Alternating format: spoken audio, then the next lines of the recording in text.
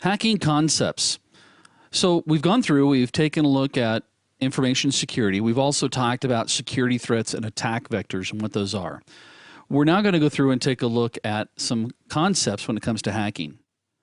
Kevin Mitnick once stated, hacking is exploiting security controls either in a technical, physical, or a human-based element. Now, if you don't know who Kevin Mitnick is, do me a favor and go off and do some research and find out who this guy is. This guy was probably one of the first, quote, hackers. For those of us that are old enough to remember, back in the old punch card days, remember those days? Yeah. He actually got his start by doing some hacking with phones, and in particular, dealing with payphones. He became the FBI's most wanted cyber criminal at one point. And just like most of these guys, after he was caught, he served about 5 years in jail, and now he owns his own security consulting business.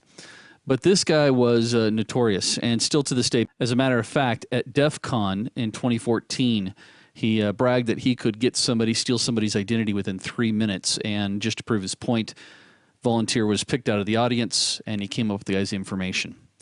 At least the guy's social security number. So this kind of goes back to that concept that I told you earlier, that nothing is foolproof. Nothing is not hackable. So in this module, we're going to go through and discuss the who, the what, and the where. Meaning, first of all, we need to understand what is hacking. Typically, when people hear the word hacking, they have a negative thought about it, or they have these, chills in their back of their spines, at least some folks do, us geeky guys, when we hear the phrase hacking, but it's not necessarily a bad thing. We'll then go through and take a look at what is an ethical hacker. And because there are ethical hackers, there are obviously other types of hackers, and we'll take a look at those. Then we'll answer that question that everybody has, which is, why do they hack?